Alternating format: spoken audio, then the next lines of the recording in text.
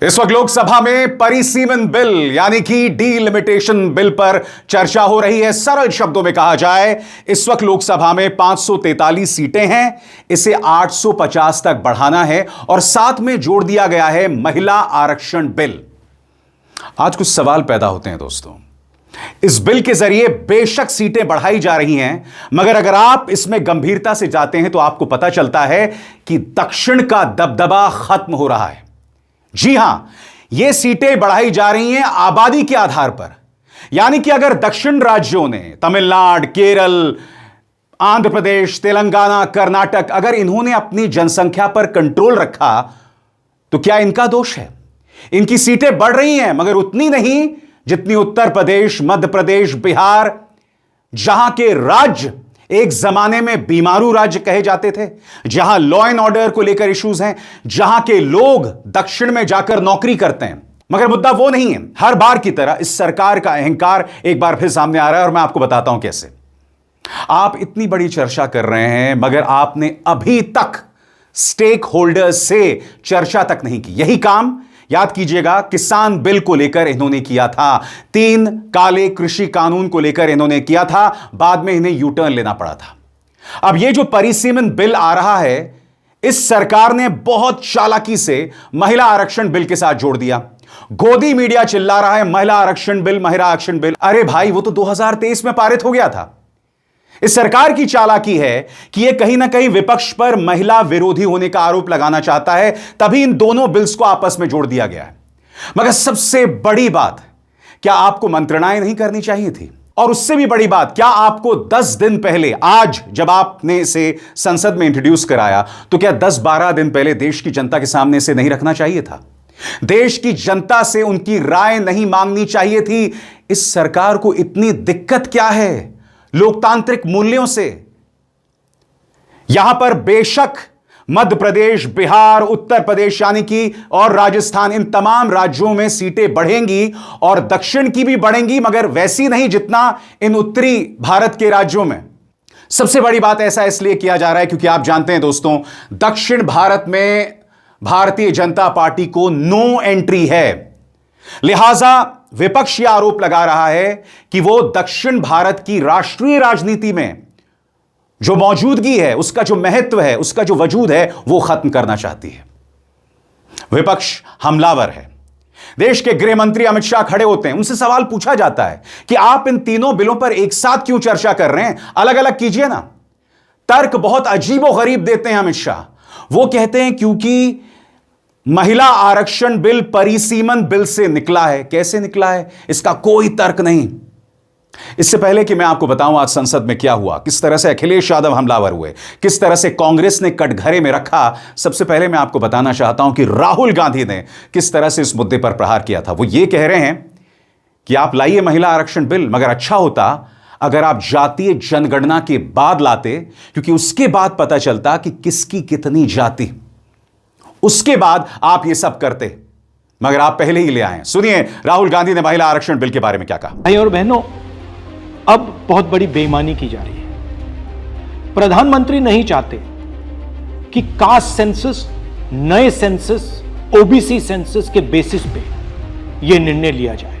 वो चाहते हैं कि 2011 का सेंसस यूज किया जाए, जहां पे पिछड़े वर्ग का नंबर है ही नहीं। वो आपकी जो भागीदारी है उसको आपसे छीनना चाहते हैं। हमारा कहना है नया सेंसस चालू हो गया है, आप कह रहे हो कि ओबीसी सेंसस आप कर रहे हो, तो उस सेंसस का प्रयोग करके आप महिला बिल क्यों नहीं पास कर रहे? और फिर वो आगे भी कहते हैं, राहुल गांधी आगे भी जाकर कहते हैं कि ये जो परिसीमन बिल है, इसके जरिए दक्षिण भारत के राज्यों की वजूद, उनकी उपस्थिति, उनकी मौजूदगी को कमजोर किया जा रहा है, नॉर्थ ईस्ट को कमजोर किया जा रहा है। सुनिए उन्होंने क्या कहा। नरेंद्र मोदी, आरएसएस और बीजेपी घबरा गए हैं क्योंकि कास्ट सेंसस का डेटा आना शुरू हो गया है और उनको मालूम पड़ रहा है कि पिछड़ों की देश में सचमुच कितनी आबादी है। वो नहीं चाहते कि आपको अपनी सच्ची आबादी के बेसिस पर भागीदारी मिले। ये सिर्फ पिछड़े वर्ग के खिलाफ नहीं है, ये एंटी नेशनल एक्टिविटी की जा रही है, क्योंकि पिछड़ा वर्ग 50% है, उसको भागीदारी मिलनी चाहिए और प्रधानमंत्री आपकी भागीदारी आपसे छीन रहे हैं और आपको झूठ बोलने की कोशिश कर रहे हैं। इनका जो प्रपोजल है इसमें एक और बहुत खतरनाक चीज होती। सच्चाई यह है कि अगर जो मोदी जी चाहते हैं हो जाए तो जो छोटे स्टेट्स हैं, साउथ के स्टेट्स हैं और नॉर्थ ईस्ट के स्टेट्स हैं, उनका रिप्रेजेंटेशन कम हो जाए, उनको भयंकर नुकसान होने वाला है और मैं इसको एंटी नेशनल एक्टिविटी मानता हूं। हमारा जो स्टैंड है वो बिल्कुल क्लियर है। अगर आपको करना है तो ओबीसी सेंसस का जो डेटा है उसके बेसिस पे कीजिए, 2026 के सेंसस के बेसिस पे कीजिए, 2011 के सेंसस के बेसिस पे मत कीजिए, क्योंकि उसमें ओबीसी का, पिछड़े वर्ग का कोई डेटा नहीं है। दोस्तों इंतजार कीजिए, मैं इस कार्यक्रम में आपको इस बिल की तमाम बारीकियां समझाऊंगा। मगर अमित शाह खड़े होते हैं। अमित शाह से यही सवाल पूछा जाता है कि भाई आप इन तीनों बिलों की चर्चा क्यों कर रहे हैं? आपने महिला आरक्षण बिल को परिसीमन बिल के साथ क्यों जोड़ दिया? अमित शाह के पास बस यही जवाब था कि विपक्ष लड़ने के मूड में आया है तो उसे हर मुद्दे पे लड़ना है। आप राजनीति में इमोशन का तड़का डाल रहे हैं, आपके पास जवाब नहीं है और फिर अमित शाह यह बात कहते हैं। सुना जाए। माननीय अध्यक्ष जी, ये जो 3 बिल, एक संविधान संशोधन और 2 बिल सदन के सामने अभी प्रस्तुत किए हैं, उसमें से संविधान संशोधन करने के बाद महिला आरक्षण को लॉजिकल एंड ले जाने के लिए ये 2 कानून जरूरी है, इसलिए 2 कानून साथ में लाए गए। नारी शक्ति वंदन अधिनियम में भी ये तीनों बिल एक साथ ही आए थे और इसी सदन ने उनकी सहमति से पास किया, मगर आज सुबह वो विरोध करने का तय कर आए मीटिंग में, इसलिए हर चीज में विरोध ही किए जा रहे। अखिलेश भी उग्र हुए। समाजवादी पार्टी के नेता अखिलेश यादव ने कहा कि आप जातीय जनगणना नहीं कराना चाहते क्योंकि उसके बाद पता चल जाएगा कि किस जाति में कितना दम है, और आप कहीं ना कहीं महिला आरक्षण बिल से पिछड़ी जातियों को अलग रखना चाहते हैं, जो सरासर गलत है। सुना जाए। आपको जल्दीबाजी क्यों है महिला विधेयक के पक्ष में? हम आप जनगणना क्यों नहीं कराना चाहते? ये अध्यक्ष महोदय, सेंसस ये इसलिए नहीं करना चाहते हैं कि जैसे ही जनगणना होगी हम सब लोग जातीय गणना मांगेंगे, जातीय गणना होगी तो हम आरक्षण मांगेंगे, इसीलिए आप लोग धोखा दे करके आना चाहते हैं। आपको भी पर्याप्त। कांग्रेस इस मुद्दे पर हमलावर है। इंतजार कीजिएगा दोस्तों, इस पूरी बिल की क्या पेचीदगियां हैं मैं आपको सरल अंदाज में बताऊंगा। मैं आपको यह भी बताऊंगा कि अब परिसीमन बिल क्यों लाया जा रहा है, क्यों 1971 के बाद से लोकसभा की सीटों में कोई फर्क नहीं आया है, क्या कारण रहे। ये तमाम मुद्दे मैं आपके सामने लाऊंगा। साथ ही मैं आपको यह भी बताऊंगा कि किस तरह से ये जो परिसीमन बिल है, इसका जो मौजूदा स्वरूप है, जिसमें कोई मंत्रणाएं नहीं की गई, जिसमें भारतीय जनता पार्टी की बुलडोजर राजनीति, यानी कि सोच को बुलडोज कर दो, बहस को बुलडोज कर दो, तर्क को बुलडोज कर दो, लोकतांत्रिक सोच को बुलडोज कर दो, यह सब दिखाई दे रहा है, मगर तर्क नहीं दिखाई दे रहा है। किस तरह से इस बिल के जरिए देश के फेडरल स्ट्रक्चर को नुकसान पहुंचाने की कोशिश की जा रही है, वो भी मैं आपको बताऊंगा। मगर पहले सुनिए किस तरह से रंजीता रंजन, कांग्रेस की सांसद, जो कह रही हैं कि भाई आप महिला आरक्षण बिल पर अलग से चर्चा करते, आप ये सब क्या कर रहे हैं? देखिए, सबसे पहले तो पूरा विपक्ष 2023 में ही महिला आरक्षण के समर्थन में सर्वसम्मति से पास हुआ। महिला रिजर्वेशन पे किसी भी ऑपोजिशन को कोई भी आपत्ति नहीं है। हम लोग तो चाह रहे थे 2024 में ही जो 543 सीटें हैं उन्हीं में महिलाओं को 33% रिजर्वेशन दे दी जाए। उस वक्त भी सरकार ने, भाजपा ने क्या पेच फंसाया? नहीं, पहले जनगणना, फिर परिसीमन, फिर हम 29 तक लगभग महिलाओं को रिजर्वेशन देंगे। 30 महीने मामला उन्होंने गौन रखा।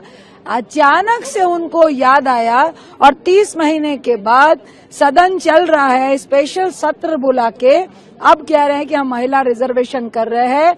अब हम जो सेंसेक्स है, जनगणना है, उसकी जरूरत जो 26 में चल रही है, जरूरत नहीं है। हम डिलिमिटेशन करके महिलाओं को उनका रिजर्वेशन देंगे और लगभग लोकसभा की सीटों को 850 कर देंगे। आज भी भाजपा की नीयत में, सरकार की नीयत में खोट है। आज भी उन्होंने परिसीमन का पेच लगाया है कि आप उस ट्रैप में फंसिए, विपक्ष के जिम्मे जाए, लेकिन सरकार महिलाओं को आरक्षण नहीं देना चाहती है। जो परिसीमन का आप 3 बिल एक साथ क्यों लेकर आए कि आप यूटी को 35 सीटें देंगे, उसकी चर्चा, परिसीमन की चर्चा। अरे भैया, जब आप 2011 संसद से करने को तैयार थे तो 24 में क्यों नहीं कर दिया? क्या आप चाहते नहीं है कि ओबीसी की महिलाएं भी आएं? क्या आप ये नहीं चाहते हैं कि जातीय जनगणना में मालूम तो चले किसका क्या अधिकार है? ये आज भी महिलाओं को आरक्षण नहीं देना चाहते हैं, जिसके कारण सरकार ने पेश फंसाया है। स्वतंत्र और आजाद पत्रकारिता का समर्थन कीजिए, सच में मेरा साथी बनिए। बहुत आसान है दोस्तों, इस ज्वाइन बटन को दबाइए और आपके सामने आएंगे ये 3 विकल्प, इनमें से एक चुनिए और सच के इस सफर में मेरा साथी बनिए। सबसे बड़ी बात, ये जो परिसीमन बिल लाया जा रहा है वो 3 काम करेगा। और वो कौन से 3 काम है आपकी स्क्रीन पर? नंबर 1, 1971 के बाद से चली आ रही सीटों के बंटवारे पर लगी रोक को हटाना। नंबर 2, लोकसभा और विधानसभा सीटों की नई गिनती और नए सिरे से परिसीमन करना। और नंबर 3, इसी नए परिसीमन के आधार पर 33% महिला आरक्षण को लागू करना। मगर सीधा सा सवाल, आखिर परिसीमन, डीलिमिटेशन होता क्या है और सरकार इसे क्यों करना चाह रही है? संविधान के मुताबिक हर जनगणना के बाद परिसीमन होना चाहिए। इसका मतलब है लोकसभा और विधानसभा क्षेत्रों की सीमाएं दोबारा तय की जाएं ताकि हर सांसद और विधायक लगभग बराबर आबादी का प्रतिनिधित्व करे। राज्यों के बीच लोकसभा सीटों का बंटवारा आबादी के हिसाब से किया जाए। मगर बड़ा प्रश्न, अगर दक्षिण में आबादी नहीं बढ़ रही है, अगर दक्षिण ने अपने पॉपुलेशन कंट्रोल पर ध्यान दिया, तो इसके लिए तो उन्हें इनामित किया जाना चाहिए ना। आप ये तमाम हरकतें कर रहे हैं, आखिर क्यों? यह सवाल पूछा जा रहा है।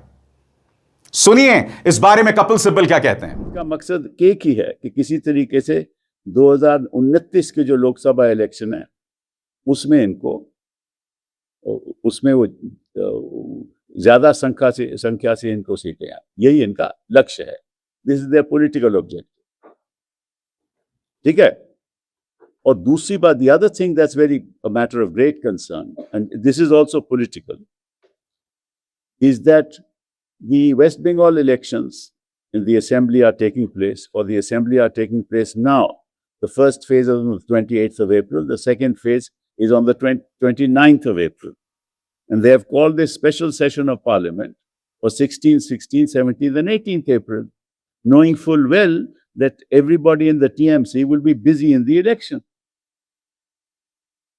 So why couldn't this exercise have waited till after the 29th of April? Because they know that they have no chance of winning in West Bengal. So let's try and disturb that election as much as possible. And then go to the West Bengal electorate and tell them, see, we have passed the women's reservation bill. So they want to take a political advantage with the campaign. They want to take a political advantage by disturbing the campaign of the TMC in West Bengal. तो जब आरक्षण का bill pass होगा, महिला आरक्षण का bill pass होगा, वो जो प्रयास कर रहे हैं 16, 17, 18 को, तो वहां जाकर कहेंगे कि देखिए हमने देखो कितना कमाल कर दिया, जो वादा हमने बाद में करना था वो आज पूरा करने जा रहे हैं। What we had promised earlier, we are trying to deliver for you now. अब मैं आपको सरल अंदाज में बताना चाहता हूं कि ये जो परिसीमन बिल इस मौजूदा स्वरूप में लाया जा रहा है, इसको लेकर दिक्कतें क्या है। नंबर 1 आपके स्क्रीन पर, उत्तर दक्षिण शक्ति संतुलन बिगड़ने का डर। सबसे बड़ा विवाद यही है। अगर सीटों का बंटवारा नई आबादी के हिसाब से हुआ तो उत्तर भारत के कई बड़े और तेजी से बड़ी आबादी वाले राज्यों को ज्यादा सीटें मिलेंगी। दक्षिण भारत के वे राज्य जिन्होंने जनसंख्या नियंत्रण में बेहतर काम किया, उनका हिसाब कम हो जाएगा। आलोचकों का कहना है कि इससे संसद में उत्तर भारत, खासकर हिंदी पट्टी की ताकत बहुत ज्यादा बढ़ जाएगी। इसका मतलब यह हो सकता है कि भविष्य में केंद्र की सरकारें कुछ ही बड़े राज्यों के दम पर बने और बाकी राज्यों की राजनीतिक आवाज कमजोर हो जाए। यही वजह है कि इसे सिर्फ सीटों का तकनीकी मामला नहीं, बल्कि देश के संघीय संतुलन का सवाल माना जा रहा है। और सबसे बड़ी बात, दूसरी बात, जो अच्छे राज्य हैं, जिन्होंने अच्छा काम किया, मानो इस बिल के जरिए उन्हें सजा मिल रही है। कैसे? गौर फरमाएं। दक्षिणी राज्यों और कुछ छोटे राज्यों का तर्क है कि हमने परिवार नियोजन यानी फैमिली कंट्रोल, शिक्षा, स्वास्थ्य और सामाजिक विकास में अच्छा काम किया, हमने जनसंख्या वृद्धि को कंट्रोल किया। अब अगर केवल आबादी के आधार पर सीटें बांटी जाएंगी तो हमें ही नुकसान होगा। उनका कहना है कि यह गलत संदेश है। जो राज्य केंद्र की पुरानी नीतियों के मुताबिक चलें, वही आज राजनीतिक तौर पर कमजोर कर दिए जाएंगे। तीसरी बात, देश के संघीय ढांचे पर चोट। कैसे? गौर फरमाएं।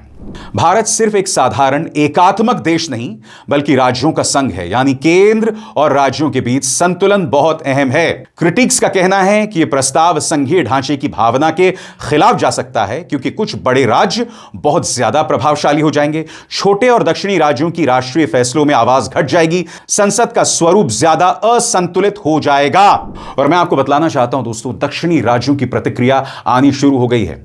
तमिलनाडु के मुख्यमंत्री एमके स्टालिन ने इस पे बाकायदा एक लंबा चौड़ा संदेश जारी किया है और 16 अप्रैल को काला दिवस मनाया जा रहा है। लोगों से कहा जा रहा है कि वो काले झंडे फहराएं। इस तरह से बात की जा रही है। गौर फरमाएं। तमिलनाडु, केरल, कर्नाटक, तेलंगाना जैसे राज्यों के नेताओं ने इस पर कड़ा रुख अपनाया है। उनका कहना है कि सिर्फ सीटों का मामला नहीं है, यह उनके राजनीतिक अधिकारों को कम करने की कोशिश है। इससे आने वाले दशकों तक राष्ट्रीय राजनीति में उनका असर घट जाएगा। इसके अलावा बवाल इस बात को लेकर भी हो रहा है कि यहां पर 2011 की जनगणना का इस्तेमाल किया जा रहा है। इस वक्त एक जनगणना चल रही है, जातीय जनगणना। राहुल गांधी ने भी कहा आपको उससे जमीन बनाना चाहिए, मगर नहीं। क्या किया जा रहा है? गौर फरमाएं। एक और बड़ी आलोचना यह है कि अब नई जनगणना की प्रक्रिया चल रही है, तो फिर 2011 के पुराने आंकड़ों पर इतना बड़ा फैसला क्यों? आलोचकों का कहना है कि अगर सरकार सच में निष्पक्ष है तो नई जनगणना का इंतजार करें। पुराने आंकड़ों का इस्तेमाल राजनीतिक सुविधा के लिए किया जा रहा है।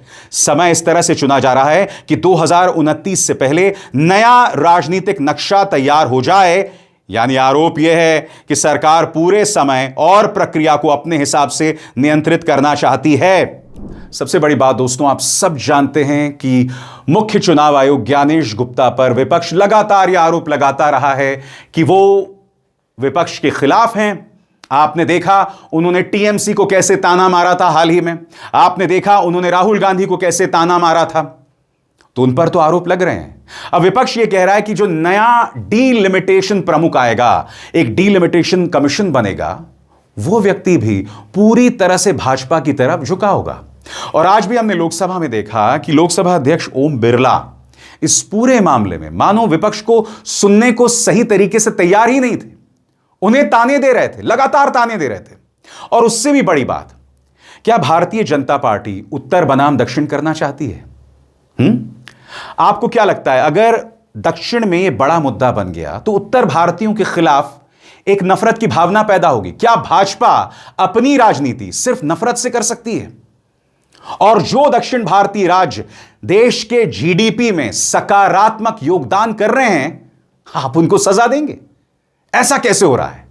सबसे बड़ा सवाल, क्या महिला आरक्षण विधेयक को इसके साथ जोड़कर चालाकी की जा रही है? आइए इस सवाल का भी बहुत आसान लफ्जों में जवाब ढूंढते हैं। काफी विपक्षी दलों और कई विश्लेषक यही कह रहे हैं। उनका तर्क है महिला आरक्षण का समर्थन लगभग सब करते हैं, परिसीमन के मौजूदा मॉडल का समर्थन सब नहीं करते। अगर दोनों चीजों को एक साथ बांध दिया जाए तो सरकार यह माहौल बना सकती है कि जो इस पैकेज का विरोध करें उसे महिला आरक्षण विरोधी बताया जाए। और गोदी मीडिया यही कर रहा है। गोदी मीडिया पिछले 24 घंटों से यही प्रोपेगेंडा कर रहा है। वरना आप बताइए, दोनों बिल अलग हैं, इनको आपस में जोड़ना, और आपने अमित शाह को अभी अभी सुना, कोई तर्क नहीं था दोस्तों, मगर ये बातें करना जिनका कोई वजूद नहीं। मैं समझना चाहता हूं आखिर क्यों? आगे यह धारणा क्यों बन रही है कि महिला आरक्षण लोकप्रिय मुद्दा है? महिलाओं को 33% आरक्षण देने की बात का खुलकर विरोध करना किसी भी दल के लिए आसान नहीं है। नंबर 2, लेकिन असली विवाद परिसीमन पर है। विरोधी दल कह रहे हैं कि उन्हें महिला आरक्षण से समस्या नहीं है, बल्कि परिसीमन के उस तरीके से समस्या है जो कुछ राज्यों को लंबे समय के लिए कमजोर कर रही है। तो ये तमाम मुद्दे हैं दोस्तों, और इसे नजरअंदाज नहीं किया जा सकता। मगर हम लगातार देख रहे हैं कि जिस तरह से उत्तर भारतीय राज्य, हिंदी पट्टी के राज्य हैं, उन्हें तो इनाम मिल रहा है, उनकी सीटें बढ़ रही हैं। क्यों? क्योंकि वहां पर भाजपा की मौजूदगी है। दक्षिण भारत से वो गायब है। भारतीय जनता पार्टी नहीं चाहती कि वो दक्षिण भारत पर निर्भर रहे बहुमत के लिए, यानी कि एक बार फिर us versus them, Hindu versus Muslim आप कर ही रहे हैं। भाजपा एक और जमीन तैयार कर रही है, उत्तर बनाम दक्षिण। और अफसोस की बात यह है दोस्तों, इस देश की जनता इतनी नासमझ है कि वो इस बहकावे में आ जाएगी और ये चर्चा भी होनी शुरू हो जाएगी। मगर इस सारा खेल भाजपा कर रही है, कोई इस बात पर चर्चा नहीं करना चाहता और कोई ये सब नहीं देख रहा है। मगर इस मंच पर हम आपके सामने लाते हैं असली तस्वीर, बगैर डरे, बेलाग, और आगे भी लाता रहूंगा। अभिसार शर्मा को दीजिए इजाजत। नमस्कार।